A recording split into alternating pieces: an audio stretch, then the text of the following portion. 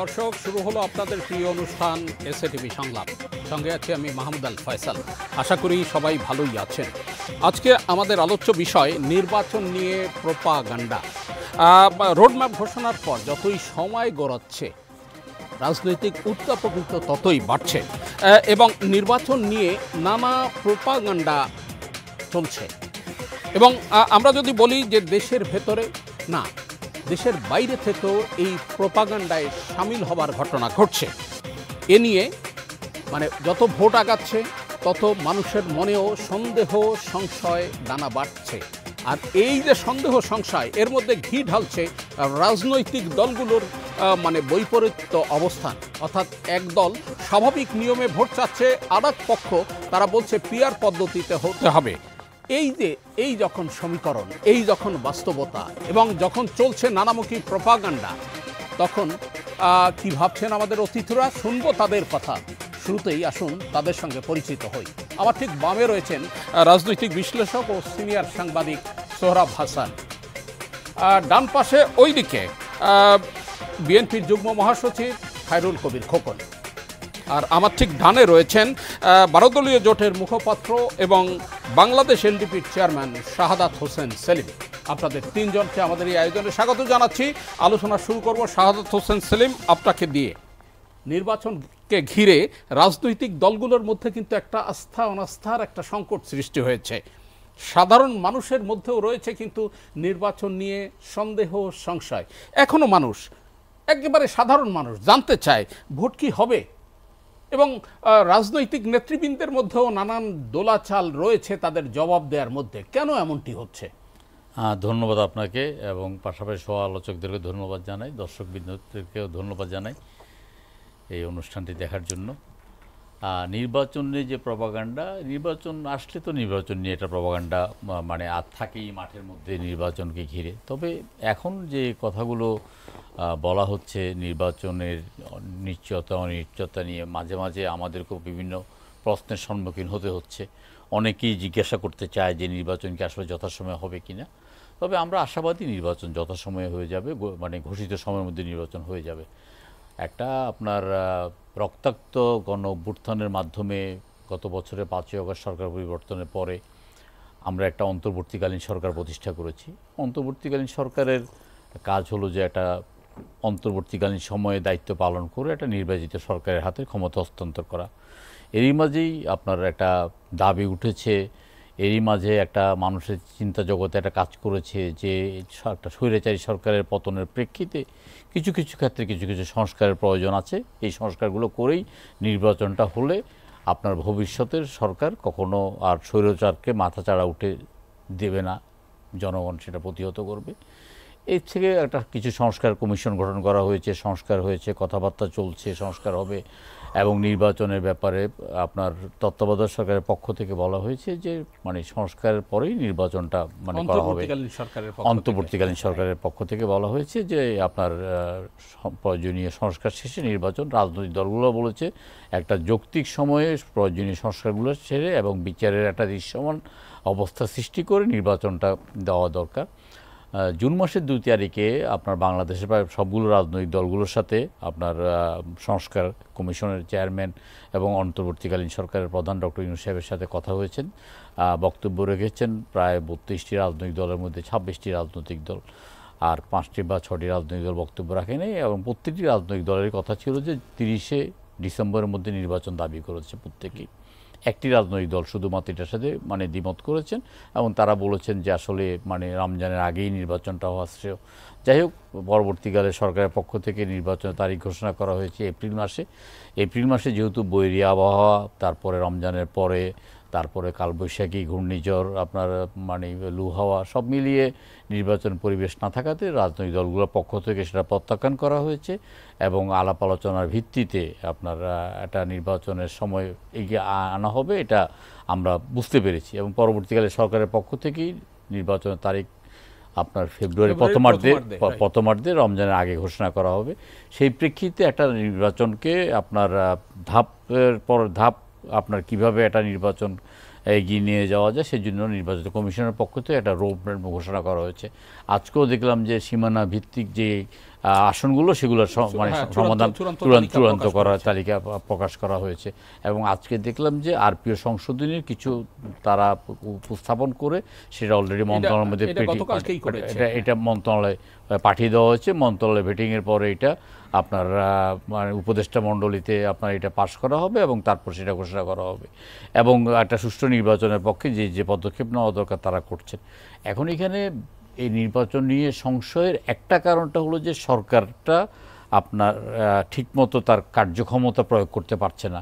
সরকারটা অনেকাংশে ব্যর্থ, অনেকাংশে দুর্বল, অনেকাংশে দৃশ্যমান নয়। আমরা শুরু থেকেই প্রথম দিন থেকে আমরা ডক্টর ইউনূস সাহেবের প্রতি আহ্বান জানিয়েছি যে আমরা যে আস্থা এবং ভরসা নিয়ে আপনাকে তত্ত্বাবধায়ক সরকার প্রদান করেছি, আপনি আমাদেরকে হতাশ করেছেন আপনার উপদেষ্টা মণ্ডলী পছন্দ করতে গিয়ে। আপনার উপদেষ্টা মণ্ডলীতে এমন অনেকে আছেন যারা আপনার এই পরিবর্তনের চেতনাকে ধারণ করেন না, যারা আপনার অবশ্য জীবনযাপন করছেন এবং যারা দক্ষ এবং অভিজ্ঞতার ঘাটতি আছে, আপনি তাদেরকে পরিবর্তন করে আপনি আরও কিছু নতুন উপদেষ্টা নিয়োগ করেন। আমরা এই পর্যন্ত ওনার সাথে আমাদের 4-5 বার কথা হয়েছে, কখনো এককভাবে কথা হয়েছে, কখনো যৌথভাবে কথা হয়েছে, কিন্তু কোনো দৃশ্যমান এই পরিবর্তনটা করেন নাই। সর্বোপরি দেশের আইনশৃঙ্খলা পরিস্থিতির অবনতি, আইনশৃঙ্খলা পরিস্থিতি উন্নতি না করার প্রেক্ষিতে বর্তমান সরকারের নির্বাচনটা করার সক্ষমতা আছে কিনা এই প্রশ্নটা উঠছে। এই প্রশ্নটা ওঠার পরে আমরা আপনার এই গত কিছুদিন আগে যখন আপনার কয়েকটি রাজনৈতিক দল আমরা দেখা করেছি, তখনও বলেছি আপনার স্বরাষ্ট্র মন্ত্রণালয়টা পরিবর্তন করেন। একজন উপদেষ্টাকে পরিবর্তন করলে সেখানে দৃশ্যমান কিছু উন্নতি হবে বলে আপনার অধিকাংশ জনগণ বিশ্বাস করে, মানুষজন বিশ্বাস করে, কিন্তু এই পরিবর্তনটা হচ্ছে না হওয়ার কারণে কিন্তু মানুষের মনের মধ্যে একটা সমস্যা। কিন্তু আমি মনে করি যে একটা নির্বাচিত সরকারে জনগণের কাছে জবাবদিহিতা থাকে, জনগণের কাছে দায়বদ্ধতা থাকে, জনগণের আশা আকাঙ্ক্ষা বাস্তবায়ন করার জন্য একটা নির্বাচিত সরকার প্রয়োজন। অন্তর্বর্তীকালীন সরকার সেইভাবে আপনার রাষ্ট্র পরিচালনা করার জন্য ব্যর্থতারা যেমন পরিচয় দিচ্ছে, তেমনি কিন্তু আপনার বিভিন্ন রকমের সিদ্ধান্তহীনতার কারণে আমলাতন্ত্র আপনার এক ধরনের স্থবিরতা বিরাজ করছে। আপনার বিনিয়োগটা একেবারে বন্ধ, দেশি বিনিয়োগটাও স্থবির হয়ে আছে, বিদেশি বিনিয়োগটা তো একেবারে টোটাল বন্ধ। এখানে কিছু গালবুলি আপনার কথাবার্তা বলা হচ্ছে, কিন্তু সেটা অন্তঃসার শূন্যটা আস্তে আস্তে প্রমাণিত হচ্ছে। সুতরাং আমরা মনে করি যে নির্বাচনের কোনো বিকল্প নাই, নির্বাচন যথাসময়ে হতে হবে। নির্বাচন না হলে নানামুখী ষড়যন্ত্র হবে, নানামুখী চক্রান্ত হবে। সরকারের মধ্যে একটা মাফিয়াতন্ত্র আপনার কাজ করছে নির্বাচনটাকে দীর্ঘায়িত করার জন্য। কিন্তু আমরা মনে করি ডক্টর ইউনূস সাহেব একজন সজ্জন ব্যক্তি, একজন আন্তর্জাতিক খ্যাতিসম্পন্ন ব্যক্তি। তিনি তার অবস্থানটা বুঝেন, তিনি মনে করেন যে নির্বাচনটা যথাসময় হওয়া দরকার। ওনার কিছু উপদেষ্টারাও ইতিমধ্যেই উপলব্ধি করতে পেরেছেন যে আসলে এটা ওনাদের ভুবন নয়। এখানে স্বাস্থ্য উপদেষ্টা বলেন, অন্য উপদেষ্টা বলেন, তারা নিঃসন্দেহে তাদের যথাযথ দায়িত্ব পালন করতে পারছেন না। সুতরাং আমরা মনে করি যে নির্বাচন নিয়ে কোনো অনিশ্চয়তা নাই, রাজনৈতিক দলগুলো নির্বাচন নিয়ে প্রস্তুত। কিন্তু এখানে সমস্যাটা যেটা হয়েছে সেটা হলো যে আমরা গত 15 বছর যাবৎ আমরা একটা লড়াই করেছি যে নিরপেক্ষ তত্ত্বাবধায়ক সরকারের অধীনে জাতীয় সংসদ নির্বাচন, এবং জাতীয় সরকার নির্বাচন বলতে আমরা প্রচলিত পদ্ধতিতে নির্বাচনটা আমরা করতে চাই। এই সংস্কার কমিশন যখন এককভাবে বিভিন্ন রাজনৈতিক দলগুলোর সাথে কথা বলেছেন, আমি এই কথাটা শেষ না করলে আপনার ইয়ে হবে না, এককভাবে যখন রাজনৈতিক দলগুলোর সাথে কথা বলেছেন, তখন ওনাদের এজেন্ডার মধ্যে থেকে কিছু এজেন্ডা ওনারা একদম বাদ দিয়ে ফেলেছেন। সেখানে ধরেন আপনার একটা কথা উঠেছে যে আপনার ভোটারদের বয়স 17 বছর করা, সেখানে একটা তালিকা বা কথা উঠেছে যে 8টি প্রদেশে বিভক্ত করা, সেখানে একটা কথা উঠেছে যে আপনার প্রার্থীদের বয়স 23 বছর করা, সেখানে একটা কথা উঠেছে যে পিআর পদ্ধতি নির্বাচন করা। এখানে একটা ব্যাপকভাবে মতনৈক্য হওয়ার কারণে আপনার সংস্কার কমিশন সেই প্রশ্নগুলোকে বাদ রেখেই 20টা এজেন্ডা নিয়ে আমাদের 32টি রাজনৈতিক দলের সাথে 24 দিন কথা বলেছেন। 24 দিন কথা বলে আমরা একটা ঐক্যমতে পৌঁছেছি।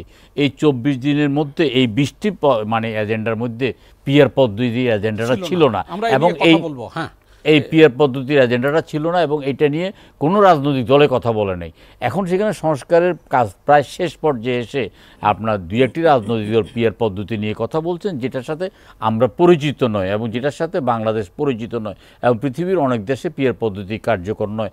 আমরা যখন জিজ্ঞাসা করি বা জানতে চাই ভাই পিআরটা কোথায় আছে, ওনারা বলে যে পৃথিবীর অনেক দেশে আছে, সুইডেন আছে, নরওয়ে আছে, ডেনমার্ক আছে। তো এখন সুইডেন, নরওয়ে, ডেনমার্ক 100 বছরের পুরনো গণতন্ত্র, শতভাগ শিক্ষিত একটা বাংলাদেশ, সেখানে পিয়ার পদ্ধতি থাকতে পারে, কিন্তু আবার ইটালি থেকে পিয়ার সরে এসছে, নেপাল পিয়ার পদ্ধতির কারণে সকাল বিকাল সরকার পরিবর্তন হচ্ছে, স্থিতিশীল সরকার গঠন করা যাচ্ছে না, যে কারণে আমরা পিয়ার পদ্ধতি দুইটা করছি।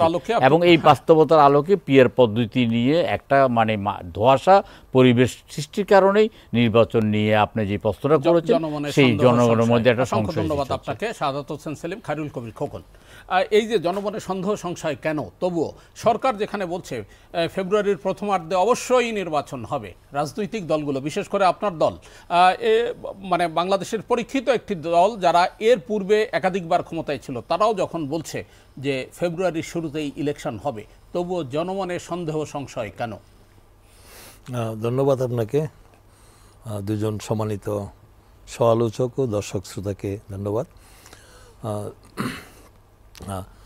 আমি বর্তমান অন্তর্বর্তীকালীন সরকারের ঘোষিত সময় অনুযায়ী আমি আশাবাদী যে নির্বাচন হতে যাচ্ছে, এবং তারপরেও মানুষের মধ্যে যে সংশয় সন্দেহের যে বিষয়টি আপনি উত্থাপন করলেন, তো সেই সন্দেহ সংশয়ের বিষয়টা মানে থাকার পিছনে যে আমাদের জাতীয় রাজনীতিতে আমাদের মধ্যে কিছুটা যে এই ফেসিবাদের এই যে পরিবর্তনের মধ্য দিয়ে যে একটা পরিবর্তিত পরিস্থিতিতে মানুষের মধ্যে যে একটি আশা আকাঙ্ক্ষা প্রত্যাশা মানুষের যে আশ্বস্ত হয়েছিল যে বর্তমান এই অন্তর্বর্তীকালীন সরকার মানে তার অধীনে যে একটা অবাধ সুষ্ঠু গ্রহণযোগ্য ইনক্লুসিভ একটি নির্বাচন বাংলাদেশে হবে, সেই নির্বাচন করে তিনি তার নির্বাচিত সরকারের কাছে ক্ষমতা হস্তান্তর করে তারা বিদায় নেবেন। কিন্তু সেইটা একটু প্রলম্বিত হওয়ার কারণে বিভিন্ন মানে আমাদের মধ্যে একাধিকবার আলোচনা হয়েছে, যেটা আমাদের সেলিম ভাই বললেন যে আমাদের রাজনৈতিক দলগুলোর সাথে 32টি দলের মধ্যে 28টি দলের সাথেই অন্তর্বর্তীকালীন সরকারের প্রধান উপদেষ্টা ডক্টর মোহাম্মদ ইউনূস সাহেবের সাথে এই বিষয় নিয়ে মানে আমাদের সংস্কারের বিষয় নিয়ে, তারপরে আমাদের এই নির্বাচনের কিভাবে হতে পারে, কিভাবে হলে ভালো হয়, সামগ্রিক বিষয় নিয়ে আলোচনা হয়েছে।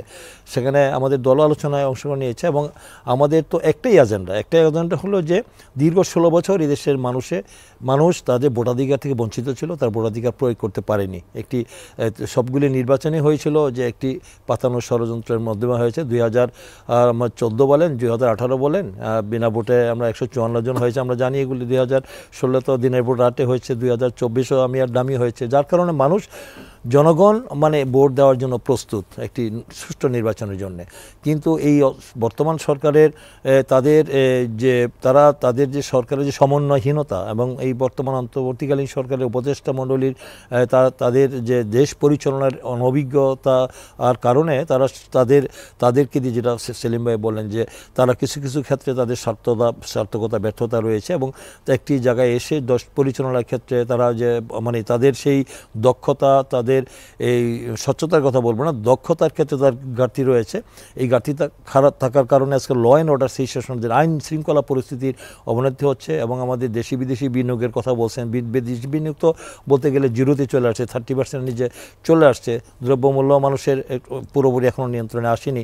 তারপরে আমরা দেখতে পাচ্ছি যে আমাদের যে বাংলাদেশের যে মানে এই বিরোধী আমাদের যে দলের মধ্যে যে আমার অনৈক্য একটু বিভেদের যে মানে একটি বিশেষ করে যে পিআর ইস্যু নিয়ে জাতীয় মানে নির্বাচনের আগে আমাদের যে সংস্কার এবং বিচারের দাবি, এবং জাতীয় নির্বাচনের আগে স্থানীয় নির্বাচন করতে হবে, এই যে কয়েকটি দল যে দাবি তারা নিয়ে কথা বলছেন, যার কারণে জনমনে কিছুটা সন্দেহ সংশয় সৃষ্টি হয়েছে বটে, এটা ঠিক।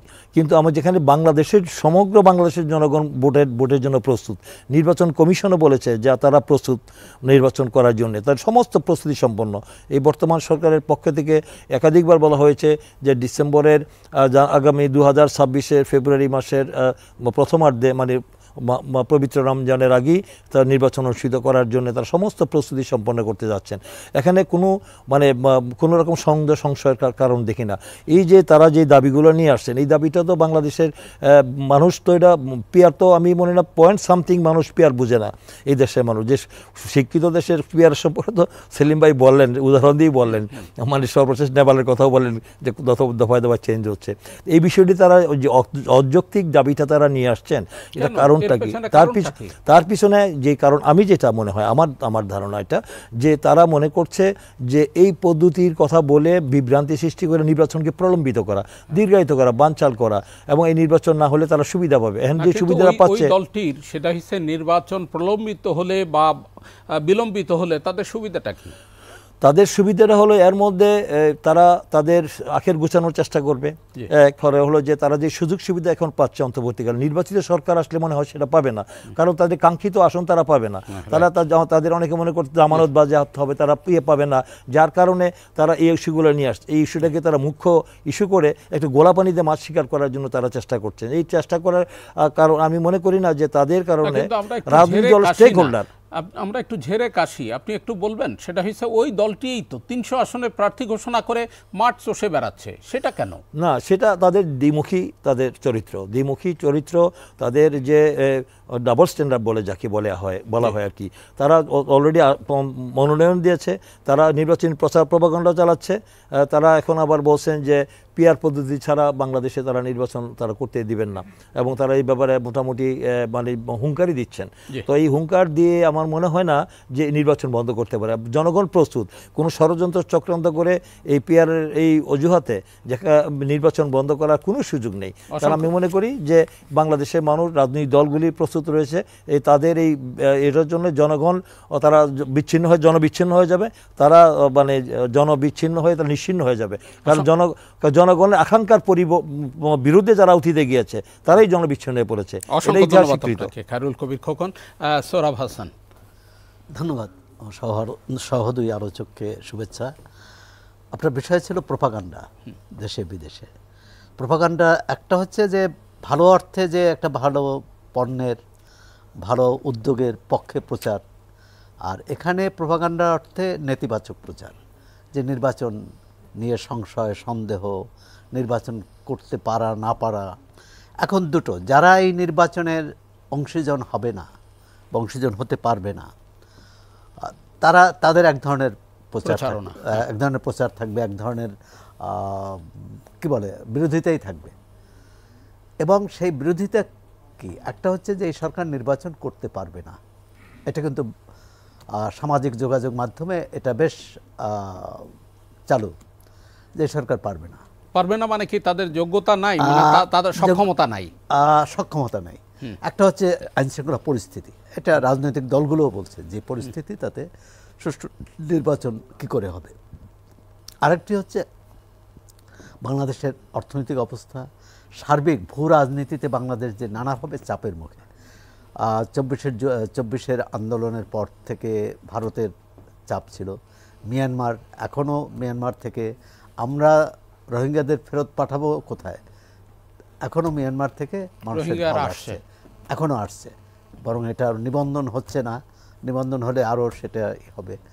তাদের খাদ্য সংকট দেখা দিতে পারে বলে জাতিসংঘ ঘোষণা দিয়েছে, কারণ যে সাহায্য আসার কথা আসছে না।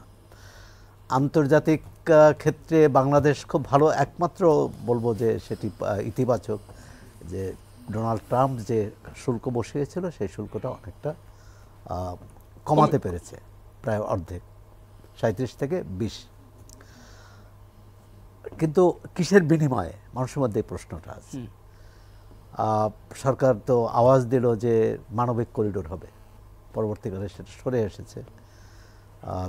তারপর বন্দর পরিচালনার দায়িত্ব বিদেশি কোম্পানিকে দেওয়া, যে উদ্যোগ বিগত সরকারে আমলে নেওয়া হয়েছিল।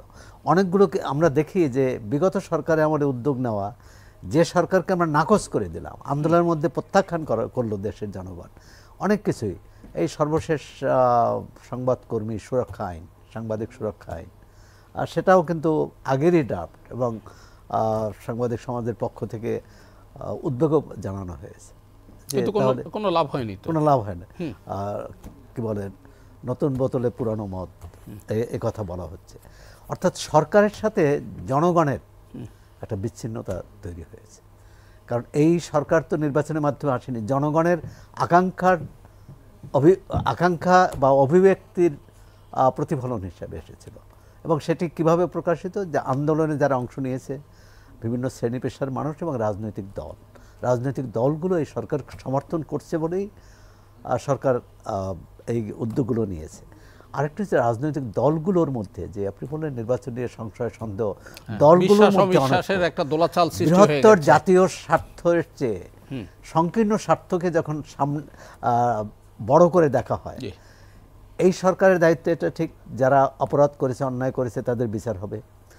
দ্বিতীয় হচ্ছে সংস্কার প্রয়োজন, কারণ আমাদের রাষ্ট্র তো আমরা দেখলাম যে 90 পরবর্তী যদি দেখি 25 বছরের তো আমাদের অর্জন নেই কোনো, মানে গণতন্ত্র টেকসই করার ক্ষেত্রে, গণতন্ত্রের অভিযাত্রাকে নির্বিঘ্ন করার ক্ষেত্রে এক এক সরকার আসে এবং সর্বশেষ তত্ত্বাবধায়ক সরকার ব্যবস্থা বাতিল করে যে সর্বনাশ করা হলো, যে রাজনীতিকে পুরো রাষ্ট্র ব্যবস্থাকে একটা অনিশ্চয়তার পথে ঠেলে দেওয়া হলো, একটা স্বৈরতান্ত্রিক পদ্ধতি চেপে বসলো জনগণের উপর। তো জনগণ থেকে মুক্তি এবং ক্রমান্বয়ে তারা ফ্যাসিস্ট হিসেবে আবির্ভূত হলো, ফ্যাসিবাদ ইত্যাদি হিসেবে আবির্ভূত হলো। কিন্তু সেই ফ্যাসিবাদী ব্যবস্থা থেকে আমরা কতটা উত্তরণ ঘটাতে পারছি গত এক বছরে? অর্থনীতির কথা যদি বলেন, খোকন ভাই অর্থনীতির দুরবস্থার কথা বললেন, বেকারত্বের কথা বললেন, বিনিয়োগ নেই কথা বললেন, কিন্তু যে অর্থনৈতিক কাঠামো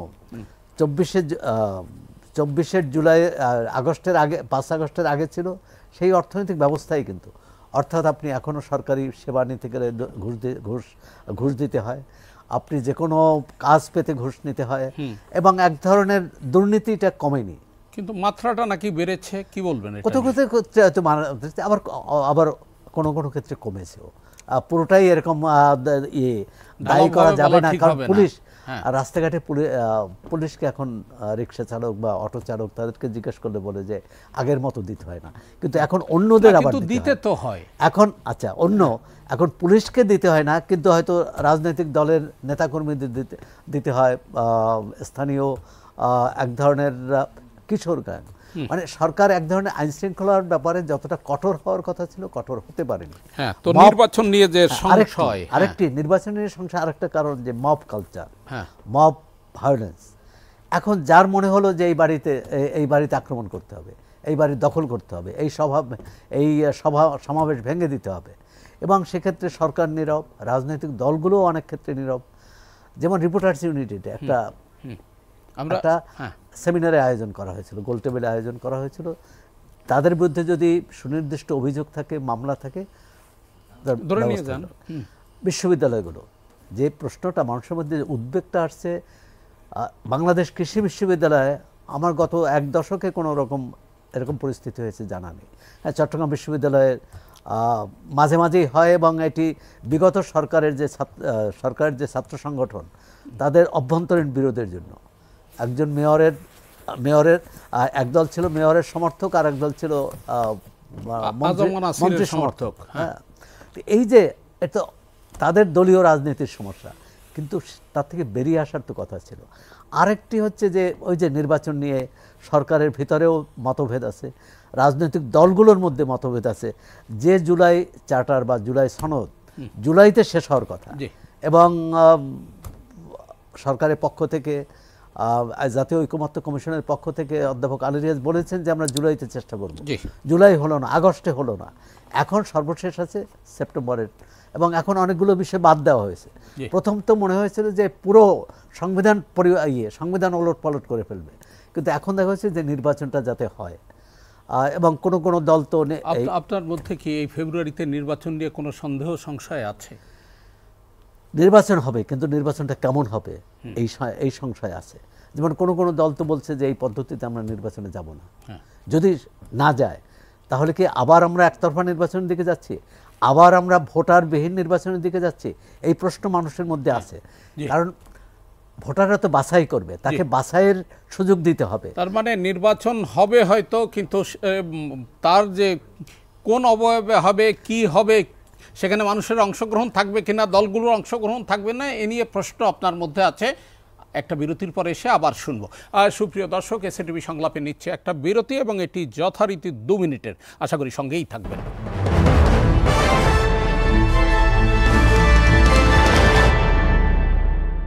বাংলাদেশে দীর্ঘ ৩৭ বছরের সাফল্যের অগ্রযাত্রায় এসএ পরিবহন পার্সেল অ্যান্ড কুরিয়ার সার্ভিস এখন আধুনিক ও শৈল্পিক স্থাপত্য শিল্পের দেশ মালয়েশিয়ার কুয়ালালামপুরে। লাখো গ্রাহকদের প্রয়োজনের দিক লক্ষ্য রেখে নিশ্চিত, বিশ্বস্ততা ও আন্তর্জাতিক মানের সেবা এখন ডোর টু ডোর। এসএ পরিবহন courier and parcel service SDN BHT 120 জালান্তুন HS Lee 50050 Kuala Lumpur, Malaysia. SA পরিবহন পার্সেল অ্যান্ড কুরিয়ার সার্ভিস, আপনার সেবায় সবসময়।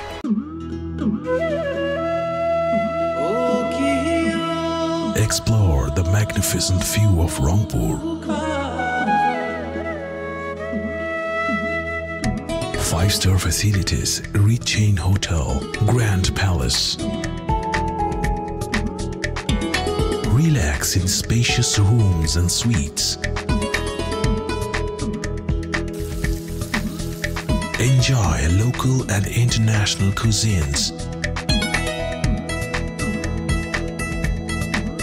Banquet and conference room. Helipad.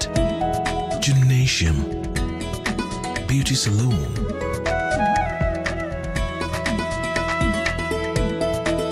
Restaurants and bar. Cafe lounge.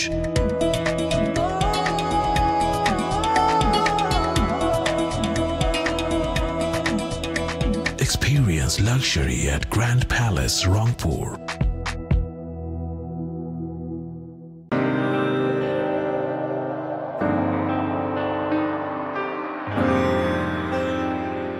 এই সংবিধান করার ক্ষেত্রে যে ঐকমত্য হবে তা তো যায় না। সেটাও তো হচ্ছে না। হ্যাঁ, বর্তমান সংবিধানে আছে ব্যক্তিকে ভোট দেওয়া, দলকে না।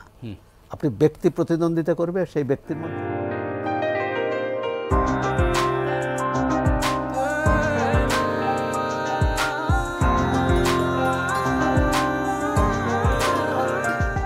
এটি একটি প্রশ্ন।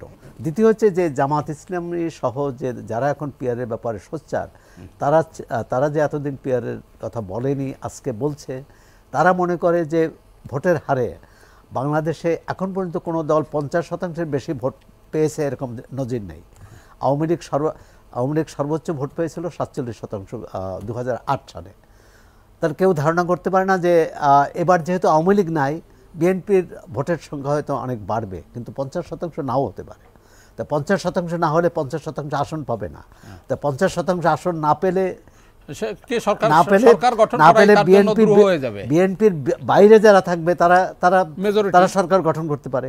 আবার যদি তারা সরকার গঠন নাও করতে পারে, কারণ তারা তো মত পথ নীতি আদর্শের একমত না, বিএনপিকে তখন বা যে দল বড়, যারা সংখ্যাগরিষ্ঠ হবে, তাদেরকে অন্যের সহায়তায় সরকার গঠন করতে হবে। আমরা জানি না সেই সরকারের চরিত্র বা সেই সরকারের কী বলে টেকসই কতটা হবে, সেই বিতর্ক। এখন হচ্ছে যে আমরা যদি ফেব্রুয়ারিতে নির্বাচন চাই, বর্তমান পদ্ধতিতেই নির্বাচন হতে হবে। আবার সেই পদ্ধতিতে নির্বাচন হতে হলে নির্বাচনটা যাতে স্বচ্ছ হয়, সুষ্ঠু হয়, অংশগ্রহণমূলক হয়, প্রতিযোগিতামূলক হয়, সেই ব্যাপারে সরকার রাজনৈতিক দলগুলোকে একমত হতে হবে। যদি তারা না হতে পারে, যেমন সব দল যদি অংশ না নেয়, যে কথাটি বললাম, তাহলে নির্বাচনটি কেমন হবে? তাহলে তো প্রতিদ্বন্দ্বিতাপূর্ণ হবে না। দ্বিতীয়ত হচ্ছে একটি বড় প্রশ্ন, জাতীয় পার্টি যদি নির্বাচনে থাকেও, আওয়ামী লীগ যেহেতু তার কার্যক্রম নিষিদ্ধ, আওয়ামী লীগ যদি না থাকে, তার যে ভোটার আছে, সমর্থক আছে, তারা যদি এরকম হয় যে তারা ভোট দিতে গেল না, বা তাদের একটা বড় অংশ ভোট দিতে গেল না, তখন ভোটের চেহারা, নির্বাচনের চেহারাটা কি হবে, এই সংশয় আছে। এটা না যে আওয়ামী লীগ সমর্থন করলেই তাদের প্রার্থী না থাকলে সবাই ধর্মঘট করবে, মানে সবাই কেউ কেন্দ্রে যাবে না, ঘরে বসে থাকবে তা নয়। কিন্তু একটা ওই যে প্রোপাগান্ডার কথা বললেন, এরকম একটা আছে যে এই সরকার ভোট দিতে পারবে না, বা ওই ভোটকে আওয়ামী লীগ যেহেতু 3টে নির্বাচন করেছে, জনগণ গ্রহণ করেনি, এই ভোট এবারের নির্বাচন যাতে জনগণ গ্রহণ না করে, এরকম পরিবেশ পরিস্থিতি। এবং সেক্ষেত্রে আরেকটি আছে যে এখন তো প্রোপাগান্ডাটা চলছে, আপনি বলছেন মৌখিক। যদি আইনশৃঙ্খলা পরিস্থিতি অবনতি ঘটে, এরকম কোনো ঘটনা ঘটে, এতে সাম্প্রতিককালে তো আমরা দেখি যে বিভিন্ন জায়গায় মিছিল টিছিল হচ্ছে, এবং বাংলাদেশে যে কোনো জায়গায় একটা অরাজক পরিস্থিতি তৈরি করা কঠিন না। যদি সরকার শক্ত হয় তাহলেই, এবং শুধু সরকার না, সরকারের সঙ্গে যারা রাজনৈতিক দলগুলোকেও, বিভিন্ন শ্রেণী পেশার মানুষকেও, কারণ যদি মনে করে যে আমরা যেহেতু ক্ষমতায় যাব না, তাহলে নির্বাচন হোক বা না হোক, নির্বাচন ভালো হোক মন্দ হোক, আমাদের কিছু আসে যায় না। অসংখ্য ধন্যবাদ আপনাকে, শাহাদাত হোসেন সেলিম।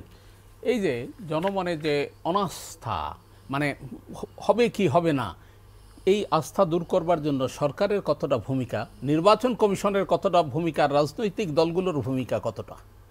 না দেখুন, রাজনৈতিক দলগুলোর মধ্যে তো অধিকাংশ রাজনৈতিক দলগুলো ফেব্রুয়ারিতে নির্বাচন করবে সে ব্যাপারে তারা তাদের প্রস্তুতি নিচ্ছে।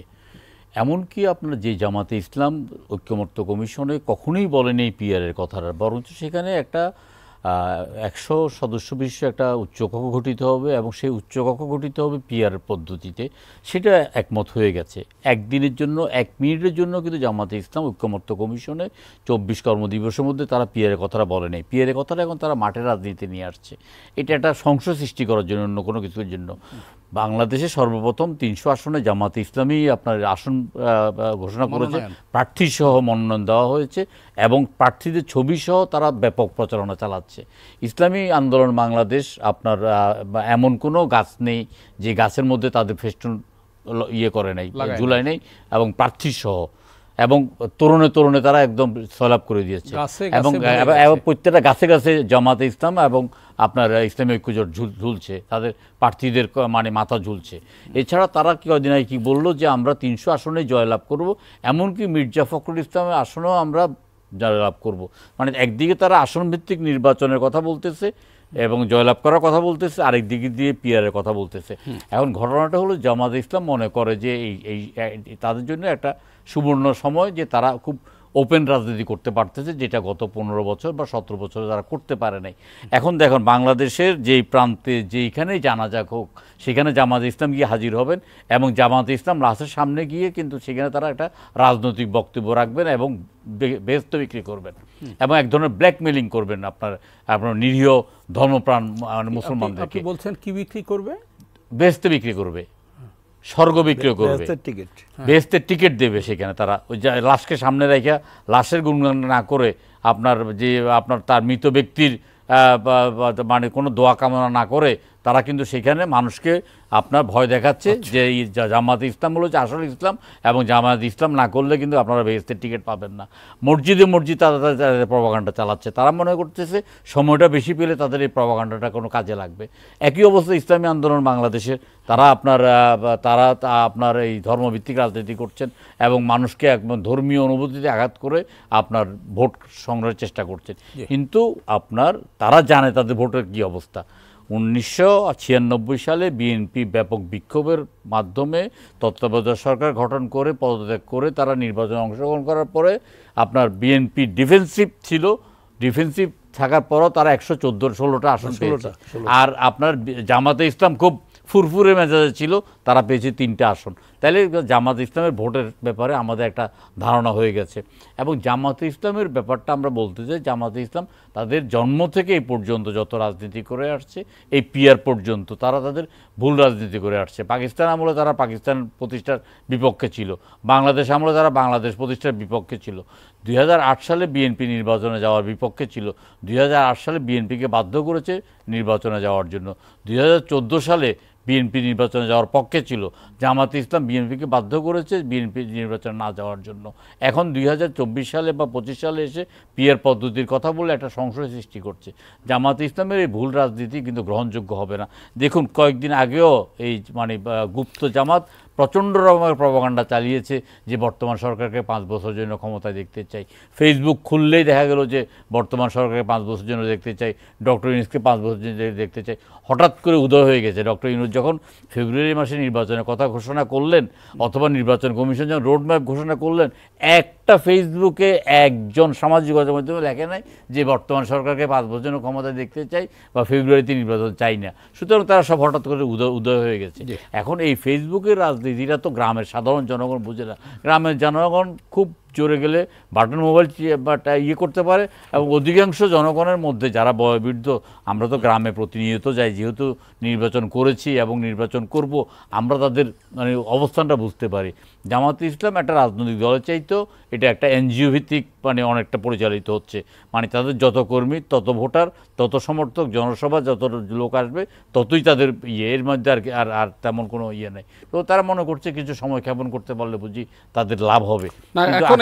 মানুষের মনে যে আস্থার সংকটটা সৃষ্টি হয়েছে, এটা দূর করবার জন্য রাজনৈতিক দলগুলোর ভূমিকা না আস্থার সংকট তো আপনার জনগণের মধ্যে আমি সেরকম আস্থার সংকট দেখছি। মানুষ এখনো আপনারা গেলেও জিজ্ঞেস করে যে ভোট না হবে তো? জিজ্ঞাসা করা এক জিনিস, আমরা যখন জনসভা করি, আমরা যখন কর্মী সভা করি, হাজার হাজার মানুষ তো তখন আমাদের কথা শুনতে আসে। আমরা যখন এখন প্রচারণা চালাচ্ছি যে আগামী নির্বাচনে প্রার্থীকে ভোট দিতে হবে, তখন তো কেউ বলছে না মানে মানুষ সামিল হচ্ছে, মানুষ বুঝছে, দেখেন মানুষ বুঝছে যে এখানে ভোট একটা হবে। এখন এখানে আপনার ভোটটা একতরফা হইতে পারে। একতরফা কীভাবে হইতে পারে আমি আপনাকে বলি। 1970 সালে যে নির্বাচন, সেই নির্বাচনে জাতীয় সংসদের নির্বাচন হয়েছে, প্রাদেশিক পরিষদের নির্বাচন হয়েছে। জাতীয় সংসদের 169টা আসনের মধ্যে 167টি আসনে কিন্তু আওয়ামী লীগ পেয়েছে, 2টি আসন বাদ দিয়ে। একটা নুরুল আমিনের আসন আর একটা হলো যে রাজাতি ইব্রাহিমের আসন। আর আপনার 300 আসনের যে প্রাদেশিক পরিষদ, সেখানে 288টা আসনে কিন্তু আওয়ামী লীগ জয়লাভ করেছে। সেই নির্বাচনটা কিন্তু প্রতিদ্বন্দ্বিতাপূর্ণ হয়েছে। ন্যায় ভাষায় নির্বাচনটা বর্জন করার পরে তৎকালীন জামাতে ইসলামের সাথেই মূলত বিভিন্ন আসনে আপনার আওয়ামী লীগের প্রার্থীর মানে প্রতিদ্বন্দ্বিতা হয়েছে। আমরা আবার 73 সালের নির্বাচনে দেখেছি যে অন্তত 50টি আসনে বিরোধী দল জিতার কথা থাকলেও সেখানে কিন্তু একটা কারচুপির মাধ্যমে কিন্তু একতরফা নির্বাচনটা হয়েছে। আমরা তুলনামূলকভাবে 79-এ যে নির্বাচনটা হয়েছে, ভোট বাক্স তুলে নিয়ে আসবার ঘটনা, হেলিকপ্টার করে ভোট বাক্স তুলে নিয়ে আসার কথা হয়েছে। এখন অনেকেই মনে করেন যে বর্তমান পরিস্থিতিতে বিএনপি এবং তার মিত্র দলগুলো যদি একসাথে ভোট করে তাহলে একটা ধসনামন একটা জয় লাভ করতে পারে। এটা তো একটা অপরাধ হইতে পারে না। এটার জন্য তো নির্বাচনটাকে পিছিয়ে দেওয়ার কথা বলতে পারে না। এটার জন্য তো পিয়ারের কথা বলা হতে পারে না। দেখুন আমি আপনাকে কয়েকটা কথা বলি। প্রথম কথা হলো যে 69 সালে যখন বা 71 সালে মুক্তিযোদ্ধারা কিন্তু ব্যাপক হারে মুক্তিযুদ্ধে অংশগ্রহণ করেছে। মুক্তিযোদ্ধারা এসে কিন্তু নতুন কোনো রাজনৈতিক দল গঠন করে নাই। 90 সালের গণ-অভ্যুত্থানে আন্দোলন দেওয়ার পরে, আন্দোলনে জয়লাভ করার পরে ওনারাও এসে খোকন ভাইরা এসে নতুন রাজনৈতিক দল গঠন করে নাই। আমি যেই দিন 7 তারিখে প্রথম শুনলাম যে আপনার বৈষম্য বিরোধী ছাত্র আন্দোলনের পক্ষ থেকে কেউ কেউ মন্ত্রিসভায় যাবে, আমি বলছি যে এটা একটা ঐতিহাসিক ভুল হচ্ছে। এবং 8 তারিখে তারা যখন গিয়েছে শপথ নিয়েছে, সেই দিনও বলেছি, তার 2-3 দিন পর থেকে বলেছি যে ছাত্ররা এই সরকারের অংশ নিয়ে একটা ঐতিহাসিক ভুল করেছে। পরবর্তীকালে তারা একটা রাজনৈতিক দল গঠন করেছে। তাদের কিছু লোকের উচ্চাকাঙ্ক্ষা আর কিছু লোকের আপনার উস্কানিমূলক আচরণের কারণে কিন্তু তারা একটা রাজনৈতিক দল গঠন করেছে, উচ্চাকাঙ্ক্ষা এবং করার কারণে। এবং দেখা গেল যে নতুন বন্দোবস্তের কথা বলে জনগণের মধ্যে কোনো তারা সাড়া জাগাতে পারে নাই। তাহলে তাদের মধ্যে একটা বিভ্রান্তি আছে। তারা কি বিএনপির সাথে জোট করবে, না জামাতের সাথে জোট করবে, না নির্বাচন বর্জন করবে, না কোনো কিছু অর্জন করবে ইত্যাদির মধ্যে দিয়ে আবার দেখা যাচ্ছে যে শেখ হাসিনা চাকর যদি 15 বছরে 400 কোটি টাকার মালিক হয়ে থাকে, তাহলে একজন আপনার APS 6 মাসের মধ্যে বা 7 মাসের মধ্যে 307 কোটি টাকা লোপাট করেছে, পাগার পাড় হয়ে গেছে। সব মিলিয়ে এই ঘোলাটে পরিস্থিতিটাকে আরেকটু ঘোলাটে করার জন্যই কিন্তু নির্বাচনটাকে প্রলম্বিত করার জন্য এক ধরনের হাইপ তুলছে। কিন্তু জনগণের মাঝে বিশেষ করে বড় রাজনৈতিক দল এবং তার মিত্র দলগুলোর সাথে কিন্তু তাদের মধ্যে কিন্তু কোনো সংশয় নাই নির্বাচন নিয়ে। আমরা বিশ্বাস করি যে ফেব্রুয়ারি মাসে নির্বাচন হবে। অসংখ্য ধন্যবাদ খায়রুল কবির খোকন। এই যে আস্থার যে সংকট, সেই সংকট দূর করতে রাজনৈতিক দলের কি ভূমিকা আর সরকারের কি ভূমিকা? সরকারের কিছু দায়িত্ব রয়েছে, রাজনৈতিক দলগুলোর কিছু দায়িত্ব রয়েছে। আর জনগণের দায়িত্ব তো আমরা দেখতেই পাচ্ছি যে জনগণও প্রস্তুত। সরকারও বলছেন যে আমরা নির্ধারিত সময়ের মধ্যে আমরা নির্বাচন দিয়ে আমরা সেফ এক্সিট নিয়ে আমরা চলে যেতে চাই। এই কথা সরকারের যে প্রধান উপদেষ্টা তিনিও বলেছেন এবং সরকারের সমস্ত স্তর থেকে বলা হচ্ছে। এবং আমাদের রাজনৈতিক দলগুলির মধ্যে আমাদের যেটা আমাদের সেলিম ভাই বললেন যে আমাদের মধ্যে কিছু কিছু সংশয় সন্দেহ সৃষ্টি করার জন্যে তারা যেভাবে আমাদের জনগণের মধ্যে বিভ্রান্তি সৃষ্টি করার চেষ্টা করা হচ্ছে, কিন্তু জনগণ কিন্তু বিভ্রান্ত হচ্ছে না। আপনাকে একটু থামিয়ে বলতে চাই, জনাব সোহরাব হাসান 2বার একটা শব্দ ব্যবহার করেছেন, সেটা হচ্ছে এই সরকারের পক্ষে নির্বাচন করা সম্ভব নয়। এটার বিষয়েও যদি আপনি একটু আলোকপাত করেন। অনেকে তুলেছে না, এই প্রশ্নটা আসছে এই কারণে যে তাদের যে এফিসিয়েন্সিটা, তাদের যে দক্ষতা, তাদের যে বিচক্ষণতা, যে দেশ সরকার চালানোর জন্য যে অভিজ্ঞতা, সেই অভিজ্ঞতার কিছু ঘাটতি তাদের রয়েছে। কারণ রাজনৈতিক দলের যে অভিজ্ঞতা, তারা তো বিভিন্ন এনজিও ছিল, বিভিন্ন ব্যাংকে ছিল, বিভিন্ন সরকারি কর্মকর্তা থেকে তারা এসছেন, এবং তারা এসে তাদের মধ্যে সমন্বয়ের অভাব রয়েছে বিভিন্ন কারণে। সেখানে দেখা যায় যে এই তাদের এই রাষ্ট্র পরিচালনা করার ক্ষেত্রে যে ইয়াগুলা ছিল, বিষয়গুলি নিয়ে আলোচনা করার সত্ত্বেও মানে আমাদের বিরোধী দলের সাথে, মানে রাজনৈতিক দলগুলির সাথে তারা আলোচনা করে তাদের নিতে পারতো, পরামর্শ নেওয়ার ক্ষেত্রেও খুব একটা যে বেশি গুরুত্ব দিয়েছে তা নয়, যার কারণে অনেক ক্ষেত্রে তাদের কিছুটা ব্যর্থতা রয়েছে। এটা তো আমরা দেখতেই পাচ্ছি, দৃশ্যমানই দেখতে পাচ্ছি যে ল অ্যান্ড অর্ডার থেকে শুরু করে দেশ পরিচালনার অনেক ক্ষেত্রে, সেটা বিশেষ করে সাম্প্রতিককালে যেটা বললেন আমাদের সৌরভ ভাই, যে চিরং বিশ্ববিদ্যালয় গ্রামবাসীদের সাথে যে ঘটনাগুলো একের পর এক ঘটছে, 2 ঘন্টা সেখানে আইন শৃঙ্খলা রক্ষা বাহিনীর সদস্যরা উপস্থিত হয়নি। এই যে অনেক মানুষ ওখানে মানে হয়েছে, ইনজুর্ড হয়েছে, তারা হসপিটালাইজড হয়েছে, তারপরে সেখানে গিয়েছে। আমরা দেখি কৃষি বিশ্ববিদ্যালয়ের ঘটনা আমরা দেখেছি, এরকম অনেক ঘটনা বাংলাদেশে সংঘটিত হয়েছে এর মধ্যে। কিন্তু মানে ওই আইন শৃঙ্খলা রক্ষাকারী বাহিনীর ব্যক্তিদের যে তারা ফেসিবাদের দোসর দালাল হিসাবে তারা চিহ্নিত যারা ছিল, এই দীর্ঘ 16 বছরে তারা তাদের সেখানে বেনিফিশিয়ারি হিসাবে তারা ছিল, সবগুলো তো এখনও দায়িত্বে এখনও তারা রয়ে গেছে। প্রায় 60% কর্মকর্তা এখনও পর্যন্ত সরকারের বিভিন্ন পর্যায়ের, তারা পুলিশ থেকে শুরু করে প্রশাসন থেকে বিভিন্ন সব জায়গায় রয়েছে, এবং তাদের ভূমিকাও মানে রহস্যজনক। এই যে আজকে অস্থিতিশীল পরিস্থিতি তৈরি হচ্ছে, বিভিন্ন মানে এই দেশের যে আজকে যে কিছুটা সংশয় সন্দেহের সৃষ্টি হচ্ছে, এটার পিছনে তাদের ইন্ধন মদত রয়েছে। এবং পতিত ফ্যাসিস্ট সরকারের দোসর দালালরা এখনও কিন্তু তারা সক্রিয়, তারা দেশে বিদেশে যে চক্রান্ত হচ্ছে আজকে, হুমকি টুমকি দিচ্ছে বিভিন্ন জায়গায়, তারা আওয়ামী লীগের ওরা নিষিদ্ধ হলেও তারা তাদের রাজনীতি করার অধিকার না থাকলেও, আজকেও দেখেছেন গতকালকেও নির্বাচন কমিশন থেকে বলছে যে তারা আগামী দিনে তারা আওয়ামী লীগের যেহেতু নির্বাচন করার অধিকার তাদের নেই, ফেসিবাদী আওয়ামী লীগের নির্বাচন করার অধিকার তাদের নেই, তারা বলেছেন যে কী কারণে সেটাও তারা ব্যাখ্যা দিয়েছেন নির্বাচন কমিশন থেকে। তো সেখানে মানে তাদের যারা নির্বাচন করতে পারবেন না, তারা একটা অস্থিতিশীল পরিস্থিতি তৈরি করবে ওরা দেশে, যাতে একটা সংঘাত, একটা অপশক্তি, তৃতীয় শক্তি আবার আসুক। মানে তাদের যে দীর্ঘদিন তারা ক্ষমতায় ছিল, তাদের বিচার প্রক্রিয়া চলছে, তারা তাদের প্রচলিত আইন অনুযায়ী তাদের বিচার হবে। সেই তারা যারা ওই গণহত্যা করেছে, যারা মানবতা বিরোধী অপরাধ করেছে, যাদের কারণে জনগণ তাদের প্রত্যাখ্যান করেছে, ঐতিহাসিক ছাত্র গণঅভ্যুত্থানের মধ্যে তাদের পতন হয়েছে। এখন মানুষ চায় যে একটি নির্বাচিত সরকারের জনগণের কাছে একটা দায়বদ্ধতা থাকে, জবাব দিয়ে থাকে। অনির্বাচিত সরকারের কাছে সেই দায়বদ্ধ জবাব দিয়ে থাকে না। তারা যদি ফেল করে, তারা হয়তো তারা অনেক দেশে বেড়াতে আসে চলে যাবেন। কিন্তু যারা রাজনীতিক, মানে আমাদের দেশের রাজনীতির এই সংকট সমাধানের জন্য একমাত্র মানে স্টেক হোল্ডার রাজনৈতিক দলগুলো, সেই নির্বাচন হবে, অবাধ সুষ্ঠু নিরপেক্ষ নির্বাচনের জন্য যে কাজগুলো করা দরকার, নির্বাচন কমিশন, তারপরে সরকার, রাজনৈতিক দল, তাদের মধ্যে একটা সমন্বয়, একটা যদি সমন্বয়ের অভাব থাকে, মানে ফেসিবাদ বিরোধী যে ঐক্যটা তৈরি হয়েছে, সেই ঐক্যের ক্ষেত্রে আমরা দেখতে পাচ্ছি যে এখন যে এই বিভক্তি বিভাজন, এই যে আমাদের এই ভাঙ্গন যেটা ধরেছে, চিট ধরেছে, তারা যে বিষয়টা পিয়ারের কথা যেটা বলছেন, এটা যে পিয়ার তো এটা তো আমাদের দেশের ক্ষেত্রে প্রযোজ্য নয়, গ্রহণযোগ্য নয়, জনগণ বুঝেও না, আমরা অনেক বুঝি না এটা আমাদের ক্ষেত্রে এটা কোনো অবস্থায় প্রযোজ্য হতে পারে না। তো এই পিয়ার আমরা দেখেছিলাম যে ইলেকট্রনিক ভোটিং মেশিন যেটা বলেছিল ইভিএম, কিন্তু আমরা জানি যে এটা অনেক চেষ্টা করা হয়েছিল, ইভিএম কিন্তু বাস্তবায়ন বাংলাদেশের মানুষের অ্যাকসেপ্ট করে নাই। যেটা মানে আমরা ইলেকট্রনিক ভোটিং মেশিন যেটা জার্মান উদ্ভাবন করেছিল, তারাও কিন্তু 20 বছর আগে তারা এটা বাতিল করে দিয়েছে, যে না, এটা হ্যাক করা যায়, ম্যানিপুলেট করা যায়, এটা দিয়ে জাল ভোট দেওয়া যায়, এটা পরীক্ষিত।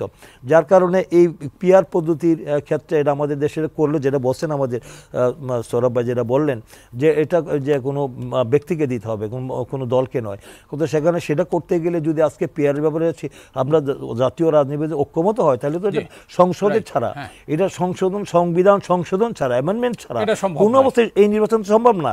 এটা হতে পারে নির্বাচিত প্রতিনিধিরা, জনগণের নির্বাচিত প্রতিনিধিরা সংসদে গিয়ে যদি সেটাকে অ্যামেন্ডমেন্ট করে আমাদের দেশের জন্য প্রযোজ্য হয়, তারা যদি জনপ্রতিনিধিরা যে মনে করে তাহলে হবে।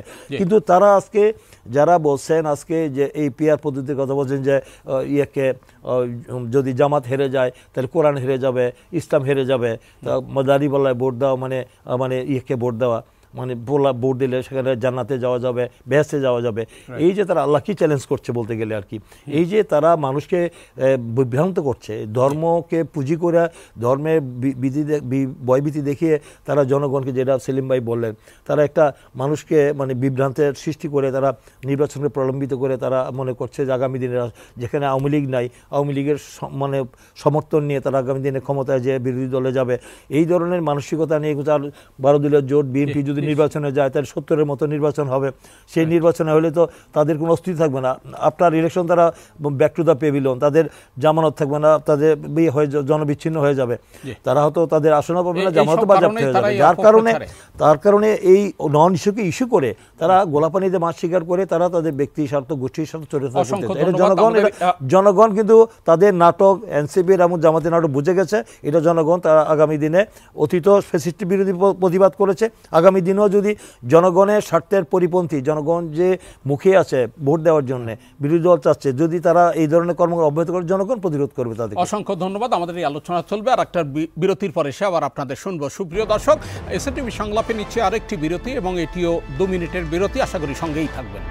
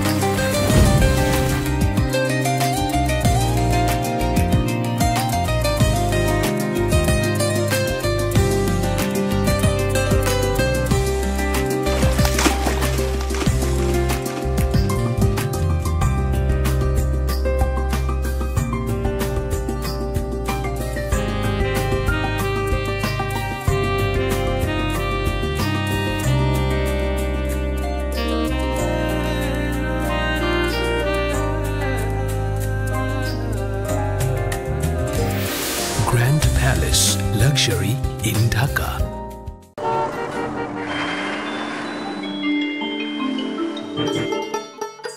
সারা দেশে লাখো মানুষের কঠোর কর্মতৎপরতা ও নিষ্ঠায় এসএ পরিবহন পার্সেল অ্যান্ড কুরিয়ার সার্ভিস এখন 16 কোটি মানুষের হাতের নাগালে।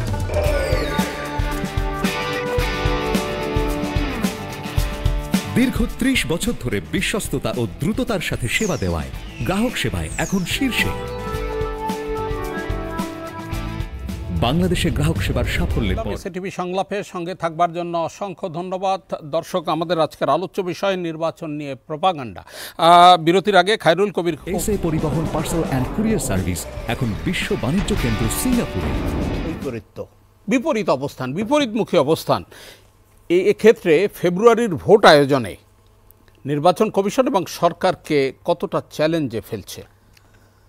কঠিন চ্যালেঞ্জ। আর আরপিও নির্বাচন কমিশন আরপিও সংশোধন করে বেশ কিছু ভালো সিদ্ধান্ত নিয়েছে। এক হচ্ছে পলাতক যারা আসামি, পলাতক ব্যক্তিরা নির্বাচন করতে পারবে না স্বাভাবিকভাবে, কারণ পলাতক কীভাবে আবেদন করবেন, কিভাবে তার হিসেব জমা দিবেন, সুতরাং পলাতকরা করতে পারলেন না। আরেকটি দেখলাম যে নির্বাচন কমিশন রাজি হয়নি। পরবর্তীকালে আমি যে নির্বাচন সংস্কার কমিশন যেটি প্রস্তাব করেছিল যে কারো বিরুদ্ধে গুরুতর অপরাধের অভিযোগ থাকলে অভিযোগপত্র আদালত গ্রহণ করলে তাকেও নির্বাচন থেকে বারিত করা। এখন এখানে আইনগত প্রশ্ন আসবে যে যদি চূড়ান্ত রায়ে মানে উনি বেকসুর হন তখন সেটি আজকের প্রথম আলোতে খবরে দেখলাম যে সেটি নির্বাচন কমিশন আমলে নেয়নি, কিন্তু পরবর্তীকালে প্রধান উপদেষ্টার প্রেস সচিব সম্ভবত একটা দিয়েছে যে না, তারাও পারবে না। যাকে আইনি লড়াইয়ের যেতে চাই না। এখন যে বিষয়টা হচ্ছে ভোটার, আপনি 5টি রাজনৈতিক বাংলাদেশে যে যতগুলো রাজনৈতিক দল নির্বাচন করবে, অনেক দেশে তো এতগুলো রাজনৈতিক দলই নেই। আমরা তো যুক্তরাষ্ট্রের 2টি দলের নামই জানি, আরও কিছু দল আছে। জার্মানিতে কয়টি দল আছে, ব্রিটেনে কয়টি দল আছে, কতটি দল অংশ নিচ্ছে সেটি বড় না। ভোটারদের এই নির্বাচন কমিশন, রাজনৈতিক দলগুলো, প্রতিযোগীরা টানতে পারছে কিনা। যে প্রশ্নটা করেছিলাম, ধরেন আওয়ামী লীগের যে সমর্থক, জাতীয় পার্টি যদি নির্বাচন না করতে পারে তাদের সমর্থক, বা তাদের যে এখন যে অবস্থান, নরবরে অবস্থান, তাদের কথা বাদ দিলাম, আওয়ামী লীগের তো একটা ভোট ব্যাংক আছে, সমর্থক আছে। সংখ্যালঘু ভোটারদের, প্রান্তিক জনগোষ্ঠী, আদিবাসী ভোটারদের, তাদের কিন্তু এক ধরনের বাংলাদেশে যারা বাম রাজনীতি করেন, যারা মধ্যপন্থা রাজনীতি করেন, অর্থাৎ চিন্তা চেতনায় ধর্মনিরপেক্ষ মানে আমাদের যে ধর্মনিরপেক্ষ ধারণা, সে অর্থে বলছি যে এটা ইউরোপীয় যে না, ধর্মহীনতা নয়, তাদের অবস্থান কি হবে। সুতরাং এটি এখানে খোকন ভাই আছেন, বিএনপি তো মধ্যপন্থী দল, এবং তারাও তো এই রাজনীতিতে ধর্ম ব্যবহার করা, বা সেলিম ভাই আছেন, সেলিম ভাই তো জামাতের রাজনীতি সম্পর্কে কথাই বললেন যে মানে যে তারা কোন কৌশল নিচ্ছে, অপকৌশল নিচ্ছে। এর বিরুদ্ধে অন্য রাজনৈতিক দলগুলো, অর্থাৎ ধর্মভিত্তিক রাজনীতির বাইরে রাজনৈতিক দলগুলো কতটা শক্ত অবস্থান নিতে পারে, কতটা তারা ভোটারদের বোঝাতে পারে। এখন হচ্ছে যে আওয়ামী লীগ নির্বাচনে অংশ নিতে পারবে না, কিন্তু নির্বাচন তো এজন্য তো নির্বাচন বন্ধ থাকতে পারে না। হ্যাঁ, যদি এমন হতো যে আওয়ামী লীগ তার কৃতকর্মের জন্য ক্ষমা চেয়ে জনগণের কাছে যেত যে আমরা ভুল করেছি, জনগণ তাদের গ্রহণ করলে তারা গ্রহণ করতো। আবার আওয়ামী লীগের সব একেবারে তৃণমূলের নেতাকর্মী সহ শীর্ষ নেতৃত্ব সবাই যে অন্যায় করেছে তা তো না। যাদের বিরুদ্ধে অভিযোগ আছে, যাদের বিরুদ্ধে মামলা হয়েছে, এর বাইরে যে লাখ লাখ আওয়ামী লীগ কর্মী সমর্থক আছে, মানে ভোটার আছে, এই ভোটাররা কি করবে? এটি একটি মৌলিক প্রশ্ন, আমি একটা বড় প্রশ্ন। হ্যাঁ, এই ভোটারদের এক অংশকে তো অন্য দল টানতে পারবে, বা তারা মনে করবে যে আওয়ামী লীগের যে প্রার্থী থাকতেন তার চেয়ে মন্দের ভালো হিসেবে তারা তার কাছাকাছি কোনো দলকে বেছে নেবে, কোনো প্রার্থীকে বেছে নেবে। আবার এলাকার একটা প্রভাব আছে, মানে আমরা তো অতীতেও দেখেছি যে রাজনৈতিকভাবে এক দল করে, কিন্তু যেহেতু তার আত্মীয়, যেহেতু তার এলাকার, এমনকি আঞ্চলিকতাও এখানে কাজ করে। তো ভোটারদের কতটা টানতে পারবে, এই কারণে যে রাজনৈতিক দল, জামাত ইসলামী, এনসিপি সহ সব রাজনৈতিক দলগুলো যদি নির্বাচনে অংশ নেয়, তাহলে এই ভোটারদের মধ্যে একটা উদ্দীপনা থাকবে। তখন আওয়ামী সমর্থক ভোটাররাও চিন্তা করবে যে আমি এই প্রক্রিয়ার বাইরে না থেকে আমি এই প্রক্রিয়ায় যুক্ত হয়ে গণতন্ত্রকে এগিয়ে নেই। আওয়ামী লীগ তো চিরস্থায়ীভাবে নিষিদ্ধ হলো না, এবং এটি আদালতের মাধ্যমে হয়নি, নির্বাহী আদেশে। পরবর্তী নির্বাচনে তাদের অংশগ্রহণের একটা সুযোগ। কিন্তু অনেকে তো মনে করে গণহত্যাকারী দল হিসাবে আওয়ামী লীগ মানে অদূর ভবিষ্যতে হয়তো আদালতের মধ্যেও নিষিদ্ধ হতে পারে। আপনি আদালতের মাধ্যমে তো 21 আগস্ট গ্রেনেড হামলায় বিএনপির ভারপ্রাপ্ত চেয়ারম্যান তারেক রহমান সহ অনেকেই কঠিন শাস্তি দিয়েছিলেন, যাবজ্জীবন থেকে মৃত্যুদণ্ড পর্যন্ত। বাবর সর্বোচ্চ আদালত তো তাদেরকে, সাবেক প্রতিমন্ত্রীকে তো সর্বোচ্চ শাস্তি দেওয়া হয়েছিল। আজকে কি হলো? তো সুতরাং আদালতের রায় চূড়ান্ত না, ওই সময়ের জন্য হয়তো চূড়ান্ত। এখন তো যুদ্ধাপরাধের বিচারের রায় সম্পর্কেও নানা বিতর্ক আসছে। দ্বিতীয় হচ্ছে যে এখন আদালতের বা এই সরকারের প্রধান যে কর্তব্য হচ্ছে যে এই সময়ের যে কোনো তাদের সিদ্ধান্ত, নির্বাহী আদেশ এবং আদালতের রায়ও কোনো রকম প্রভাবিত করার চেষ্টা না করা। আর সুতরাং আমি বলছি যে ধরেন এই ভোটারদের যদি অনুপস্থিত দলগুলো মানে যারা নির্বাচনী প্রক্রিয়ায় থাকবে না, এর বাইরের যে সমর্থকদের যারা বেশি টানতে পারবে তারা একটা সুবিধা নেবে, তারা সুবিধা পাবে, আর নির্বাচনে একটা আবহ তৈরি হবে। আর না হলে কিন্তু বাংলাদেশে মানে আওয়ামী লীগ তো দুর্দণ্ড মানে তার প্রচণ্ড ক্ষমতা ছিল, প্রশাসন ছিল, আইনশৃঙ্খলা রক্ষাকারী বাহিনী ছিল, নাগরিক সমাজ ছিল, সংবাদ মাধ্যম ছিল, তারপরও মানুষকে এই যে এই কেন্দ্রে আনতে পারেনি কেন? আনতে পারেনি মানুষ উৎসাহ দেখায়নি, কারণ দেখছে আমি বাছাই করার সুযোগ, মানে আমি 5 জন থাকলে তো আমি একজনকে বাছাই করব। আওয়ামী লীগ কি করেছিল, আমি ডামির ভোটে যে অন্য কোনো দল নেই, আপনি আওয়ামী লীগের 3 জন প্রার্থী তার একজনকে বাছাই করে নেবেন, তো এটা তো আর ভোট ব্যক্তিগত ভোট দেয় না, ভোট দেয় দলের নীতি ও আদর্শকে। তাই আওয়ামী লীগের যে একজন বিদ্রোহী প্রার্থী আর নৌকা প্রার্থী, তার মধ্যে পার্থক্য কী ছিল? আগামী নির্বাচনে এই পরিস্থিতি তৈরি না হয় আমরা আশা করি হবে না, এবং সেক্ষেত্রে রাজনৈতিক দলগুলোর অসংখ্য ধন্যবাদ। জি, উচিত ঐক্যবদ্ধভাবে কাজ করা। যে দলগুলোর যে বিপরীত অবস্থান, এই মানে এতে ভোটে কি প্রভাব পড়বে এবং এই যে ভোটের যে প্রভাব পড়বে সেই বিষয়টি নির্বাচন কমিশন এবং সরকার এই যে চ্যালেঞ্জটা, এটা কতটা মোকাবেলা করতে পারবে? এটা আমি মনে করি যে রাজনৈতিক দলগুলিও সেখানে যেহেতু জনগণকে আস্থায় রেখে, কারণ জনগণ তো ডিসাইডিং ফ্যাক্টর, জনগণ রাষ্ট্রের নির্বাহী সকল ক্ষমতার উৎস, রাজনৈতিক ক্ষমতার উৎস আল্লাহর পরে জনগণ। তো জনগণ নির্ধারণ করবেন আমাদের রাজনৈতিক দলে এই পরিবর্তিত পরিস্থিতিতে দীর্ঘ 16 বছর ফেসিবাদী অত্যাচার, নিপীড়ন, নির্যাতন, গুম, খুন, হামলা, কোন দল বেশি ক্ষতিগ্রস্ত হয়েছে, কোন দল বেশি ত্যাগ স্বীকার করেছে, কাদের দেশ জাতি গণতন্ত্র উদ্ধারের জন্যে তারা জনগণের পাশে থেকে লড়াই সংগ্রাম করেছে, তাদের অতীত, বর্তমান, ভবিষ্যৎ সমস্ত কিছু তারা ব্যাখ্যা বিশ্লেষণ করি। কিন্তু জনগণ এবার তো দিনের ভোটার রাতে হবে না, আমি আর দামি হবে না, জনগণে আমার ভোট আমি দিব, দেখে শুনে বুঝে শুনে যোগ্য ব্যক্তিকে আমরা ভোট দিব, আমার ভোট যাকে খুশি তাকে দিব।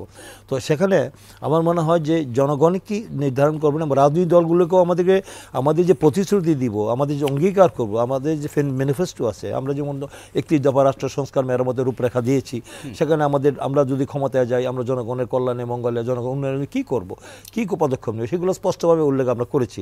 আমরা বক্তৃতায়, বিবৃতিতে আমাদের দলের অ্যাক্টিং চেয়ারম্যান তারেক রহমান বারবারই বলছেন, আমাদের দলের মহাসচিব, আমরা সবসময় আমাদের দলের যে আমাদের বিএনপি যেহেতু একটি উদার রাজনৈতিক গণতান্ত্রিক দল, গণতন্ত্রকে এগিয়ে নেওয়ার জন্য, গণতন্ত্রের স্বার্থে, জনগণের কল্যাণে আমাদের কি কি সংস্কার করা দরকার, কি উন্নয়ন করা দরকার, এই বিষয়গুলি জনগণের কাছে আমরা ওয়াদা প্রতিশ্রুতি দিয়ে যাচ্ছি।